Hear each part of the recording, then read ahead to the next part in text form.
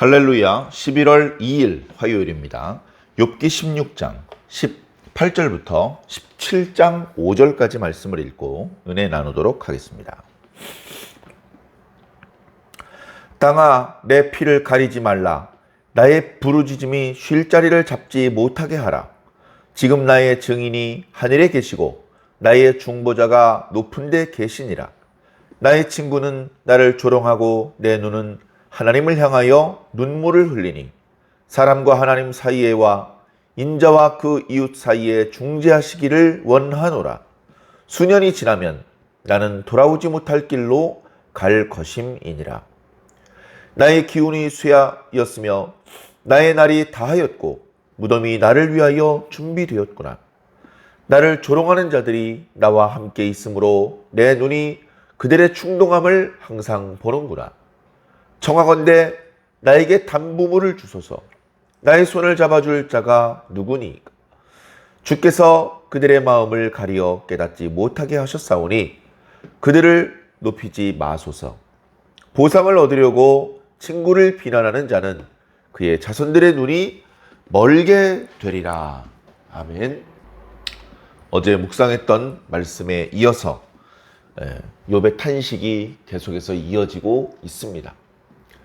이제 친구들과의 논쟁이 1라운드가 끝나고 2라운드가 시작되었는데 엘리바스의 두 번째 이야기를 들어보았지만 결국 엘리바스의 주장에는 아무런 변화가 없었고 그저 욥이 말을 듣지 않고 자신의 생각만을 늘어놓고 있기 때문에 좁힐 수 없는 간격이 유지되어서 언제 끝날지 모를 평행선을 달리고 있다는 말씀을 드렸습니다. 그런 친구들의 말에 욥은 이제 더 이상 친구들을 통해서는 위로를 받기 틀렸구나.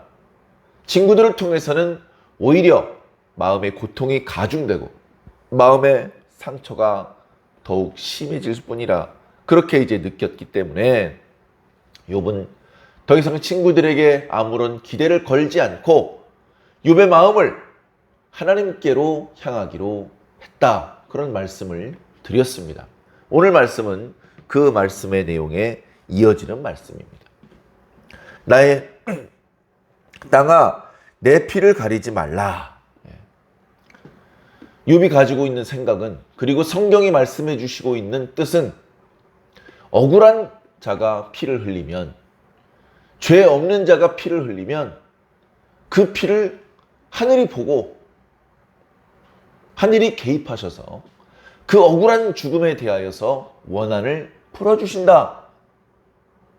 땅에 있는 의인이 하나님께 도움을 간청하고 하나님께 간구를 하면, 하나님께 부르짖으면 그 부르짖은 기도가 그냥 땅에 머물러 있는 것이 아니라 하늘로 올라가서 유일한 희망이요 도움이 되시는 하나님의 마음을 움직여준다.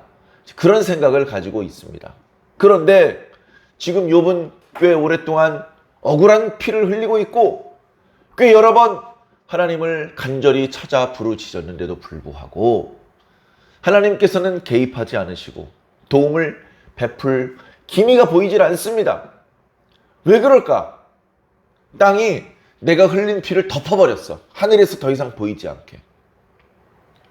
땅이 나의 부르짖는 기도가 하늘로 올라가지 않고 땅에 오랫동안 머물 수 있도록 자리를 주었어. 그래서 내 기도가 하나님께 올라가지 않는 것이고 나의 억울한 피가 하나님께 발견되지 않는 것이다. 땅이 의도적으로 그렇게 했겠습니까? 지금 욥이 극심한 고통 중에 탄식하는 그런 내용이죠. 땅아, 내 피를 가리지 말아라. 나의 부르짖음이 쉴 자리를 잡지 못하게 해라. 그래서 나의 이 무지한 피가 하나님의 눈에 발견이 되고 나의 이 하나님을 향한 간절한 부르짖는 기도가 지체 없이 하나님의 보좌에 상달이 되어서 하나님의 들으심과 하나님의 응답하심으로 이어질 수 있도록 했다오. 왜냐? 나의 증인이 하늘에 계시기 때문이다. 나의 증인이 하늘에 계시고 나의 중보자가 높은 데 계시기 때문에 거기서 나를 도와주실 수 있는 그분이 나의 억울한 사정을 보셔야 되고 나의 이 속상한 부르짖음을 들으셔야 한다. 여기서 욥의 답답함이 나타나고 있습니다. 욥이 답답합니다. 지금 욥을 유죄 판결하시고 욥에게 형벌을 가하시는 그런 재판관의 역할을 하나님께서 하시는데 그 재판관에게 아닙니다. 이 욥은 이런 형벌을 받을 죄인이 아닙니다.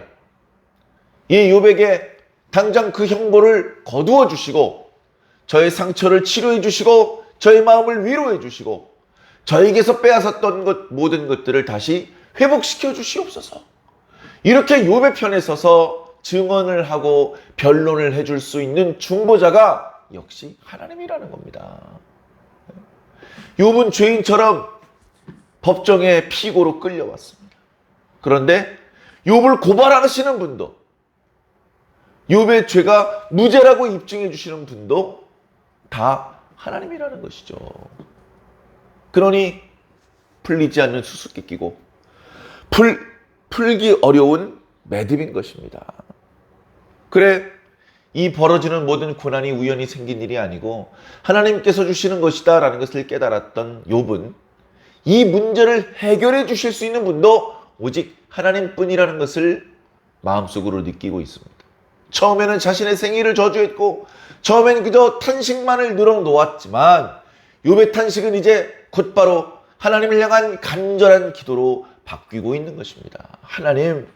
하나님이 저의 증인 아니십니까? 제가 의인이라는 것을, 제가 하나님 앞에 범죄하지 않았다는 것에 거의 유일한 가장 정확한 증인 아니십니까? 그러니 하나님 침묵하고 계시지 마시고요. 저에게 심판을 베푸시는 이 재판장과 저 사이에서 증언을 좀 해주십시오. 중재를 좀 서주십시오. 빨리 저를 좀 건져주십시오. 라고 그렇게 간구하고 있는 것입니다. 어쩌면 이미 욥이 1장에 그렇게 말한 까닭이 여기에 있었는지도 모릅니다. 하나님은 주시는 분이기도 하시고 거두어 가시는 분이기도 하신다. 하나님이 주셨는데 마귀가 걷어간 게 아니다. 하나님이 주셨고 하나님이 가져가셨기 때문에 나는 억울할 것도 없고 하나님께서 부당하신 것도 아니다. 하나님께서 재판장이시면서 동시에 중보자이시다. 뒤에 이어지는 말씀에 보면 하나님께서 채권자이시면서 동시에 보증인이시다 라고 그렇게 또 욥이 설명하고 있습니다. 자, 이런 상황에 하나님께서 자신의 재판장이시며 동시에 보증인이신데 아직 욥의 결백이 입증되지 않은 상황인데 욥으로서는 답답한 상황이고 초조한 상황이고 고통스럽고 힘든 그런 시간인데 욥의 편에 서서 욥의 마음을 위로해 준다고 찾아온 친구들은 결국은 뭘 하느냐? 조롱을 하고 있습니다. 나의 친구는 나를 조종하니 나는 나의 눈을 하나님을 향하여 들 수밖에 없다. 그런데 내 눈은 너무나도 억울하고 분퉁하고 고통스러워서 눈물이 멈추지 않는구나. 하나님을 향하는 의인들, 그들의 눈에는 눈물이 있습니다. 더 이상 기댈 데가 없고 의지할 데가 없고 위로받을 데가 없어서 하나님의 이름을 부르는 의인들의 눈에는 눈물이 있습니다. 그 눈물을 하나님께서 닦아주실 줄로 믿습니다. 그 눈물 사람이 아무리 닦아도 또 다시 눈물이 나기 때문에 하나님께서 닦아주지 않으시면 그 눈물은 멈추지 않고 마르지 않을 것이기 때문에 그렇습니다.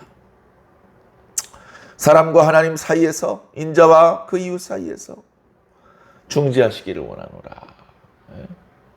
사실은 욥 때만 해도 삼위일체 하나님에 대한 개념이 없었습니다. 그저 하나님만을 찾았었죠.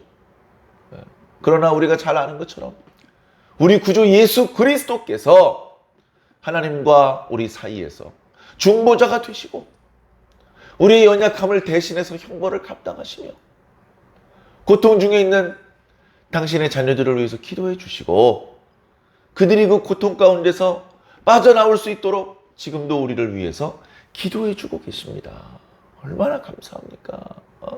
욥기만 보면, 욥기 그 고대의 세계관으로만 보면 하나님께서 재판장이시면서 중보자이고 채권자이면서 보증이는 것이 잘 이해가 안 됩니다. 그러나 욥으로서는 그렇게 되는 수밖에 없습니다. 자기가 이 억울한 고통에서 벗어져 나오는 수가. 그러나 이제 이 말씀을 우리가 예수 그리스도 또 사도들을 통해서 증거된 복음 이후의 세대를 살고 있는 오늘 우리들이 읽을 때에는 그렇지 우리에겐 예수 그리스도가 계시지, 우리의 유일한 구원자시고 중보자이시지, 그렇게 기뻐하며 감사하고 욥의 탄식의 내용을 정확히 이해할 수 있는 것입니다. 참 감사하죠. 수년이 지나면 나는 돌아오지 못할 길을 가버릴 것이다. 죽는다는 말입니다. 주여, 제가 매우 고통스럽고 매우 억울한 상황인데 이게 언제까지 지속될지 알 수가 없는데 이대로 계속되면 나는 죽을 수밖에 없는 것 같은데 죽으면 나의 무죄 입증을 할 수가 없는데 주여, 제가 죽기 전에라도 저의 억울함을 풀어주시옵소서, 저의 중보자가 되어 주시옵소서 라고 간절히 기도하고 있습니다. 17절에 그 내용이 이어지고 있죠. 나의 기운이 쇠하였다. 이제 고통 가운데 기력이 다 쇠진해서 이제 곧 죽을 것 같다. 나의 날이 다 되었고 무덤이 나를 위하여 준비되었구나. 나를 조롱하는 자들이 나와 함께 있으므로. 도대체 누가 욥 옆에서 욥을 이렇게 조롱합니까? 다름 아닌 욥을 가장 잘 이해해 줄 수 있을 것 같았던 욥의 친구들이 지금 욥을 결과적으로는 조롱하고 있는 것이죠. 그 결과 욥이 계속해서 자신을 충동하는 친구들의 모습을 보게 되는 것입니다. 자, 3절에 청하건대 나에게 담보물을 주소서. 다시 말해서 저의 보증인이 되어 주시옵소서. 저의 채권자이신 하나님께서 죄값을 자꾸 묻고 있습니다. 나의 보증인이 되어 주셔서 이보시오 채권자 양반, 이 친구에 대한 채무에 대하여 내가 보증을 설 테니 너무 이 친구를 압박하지 마시오. 너무 이 친구를 괴롭게 하지 마시오. 내가 보증을 선다고 하지 않소. 이 친구가 갚지 못하면 내가 대신해서 갚아줄 테니 이 친구를 향해서 소리 지르지 마시오. 욕하지 마시오. 보증인이 있다는 것은 얼마나 기쁜 일입니까? 내가 갚을 힘이 없을 때 나서서 보증인이 되어주겠다고 하고 나를 압박하고 괴롭히는 채권자에게 그만 좀 하시오 라고 괴로움을 덜어주고 최후에 내가 그 채무를 갚지 못했을 때에 대신해서 그 빚을 갚아줄 용의가 있는, 그렇게 할 수 있는 충분한 능력이 있는 그런 보증인이 우리들에게 있다는 것은 너무나 큰 기쁨이고 행운일 것입니다. 욥은 얘기합니다. 하나님이 채권자이시면서 동시에 보증인이시지 않습니까? 하나님이 두렵지만, 하나님이 원망스럽지만 하나님이 나의 유일한 보증인이십니다. 유일한 희망이십니다. 하나님만이 이 문제를 푸실 수 있습니다. 우리는 오늘 우리들을 위해서 이 역할을 예수 그리스도께서 감당해 주신다는 것을 잘 알고 있습니다. 욥처럼 보증인의 존재가 얼마나 절실한지, 그러나 우리는 충분히 깨닫지 못하는 것 같습니다. 잘 모르기 때문에 제대로 된 감사를 드리지도 못하고 있는 것 같습니다. 지금 우리가 법정에 끌려 나와서 얼마나 궁지에 몰려 있는지, 이대로 허망한 죽음을 맞이하게 될 수도 있다는 그런 절망감 가운데 예수 그리스도께서 보증인으로 등판해 주신다는 것이 얼마나 우리들에게 감사하고 기쁜 일인지 우리는 어쩌면 제대로 깨닫지 못하고 있는 것 같습니다. 그렇게 나의 보증인이 되어주셔서 내 손을 잡아주신다면 얼마나 좋을까. 그런데 눈을 떠보니까 그런 보증인은 보이지 않고 끊임없이 자신을 조롱하는 친구들만 보입니다. 주님, 저 친구들의 마음을 가리어 깨닫게 못하게 하시는군요. 근데 가만 보니까 내 친구들이 내가 자세하게 풀어서 설명해 주는데도 불구하고 전혀 듣지 않고 깨닫지 못하는 것을 보니 저 친구들이 본래 지하자들이기 때문에 충분히 깨달을 수 있을 것 같은데도 깨닫지 못하는 것을 보니 이것은 하나님께서 의도적으로 저 친구들이 나의 설명을 듣고 이해하지 못하게 하고 나의 상황을 파악하고 분별하지 못하게 하시는 것이군요. 욥이 그 부분을 느끼기 시작을 했습니다. 그러신 것이라면 저 친구들을 높이지 말아 주시옵소서. 보상을 얻으려고 친구를 비난하는 자는 그의 자손들이 눈이 멀게 되리라. 이것은 욥이 화가 나서 저주를 한 것이라기보다는 고대 시대의 속담입니다. 아주 부정한 행동을 하는 것이죠. 친구라면서 이득을 얻기 위해서 막 저주를 합니다. 친구를 궁지로 막 몰아붙입니다. 그런 식으로 친구를 억울하게 하면서 이득을 보려는 그런 행동을 하면 안 되겠죠. 그래서 그런 행동을 하면 그의 자녀들도 억울한 누명을 쓰게 될 것이고 고난을 당하게 될 것이다 라는 그런 의미의 속담을 지금 욥이 이야기하고 있으면서 그 친구들의 비난을, 조롱을 간접적으로 비난하고 있는 것이죠. 얘들아, 나 좀 그만 괴롭혀. 나 지금 억울한 상황이야. 너희들은 아무래도 나의 도움이 될 것 같지 않으니 나는 이제 하나님께 간구하겠다. 하나님, 저의 재판장이시지만 이제 중보자가 좀 되어주시고 저의 증인이 좀 되어주시옵소서. 하나님, 저의 채권자이시지만 이제부터는 저의 보증인이 되어주시옵소서. 저를 이 억울함과 이 고통 가운데서 빨리 건져주시고 저를 괴롭게 하는 저 친구들의 입은 좀 막아주시옵소서. 그렇게 욥이 탄식하고 하나님께 기도하는 것입니다. 고난을 당할 때 너무 억울하고 또는 당황스럽고 그래서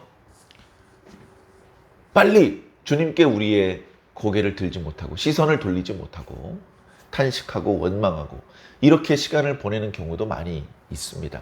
사랑하는 성도 여러분, 이제 말씀을 통해서 우리가 교훈을 받았으니 혹여 우리들이 이런 어려움을, 억울함을 만나게 되거든 또는 지금 이런 상황에 있다면 지체 없이 하나님을 향하시기를 부탁을 드립니다. 지체 없이 하나님의 이름을 부르시고 우리들의 마음을, 우리들의 시선을, 우리들의 몸을 하나님께로 돌리시기를 바랍니다. 하나님께로 기울어지시기를 바랍니다. 다른 데로부터는 우리를 도울 손길이 없습니다. 내가 몸이 아파서 의사의 도움을 받아야 될 때도 하나님이 필요한 것입니다. 하나님께서 좋은 의사를 만나게 해주셔야 됩니다. 사랑하는 성도 여러분, 우리들의 유일한 희망은 하나님이시고 우리의 유일한 중보자이신 예수 그리스도이십니다. 오늘도 그분의 이름을 부르며 그분의 도움을 받고 그분 덕분에 내가 죄인으로서 의인의 대접을 받고 있다는 것을 생각하며 감사하시기를 부탁을 드립니다. 그리고 그분의 뜻대로 오늘 하루를 살아주시기를 주님 이름으로 간절히 당부를 드립니다.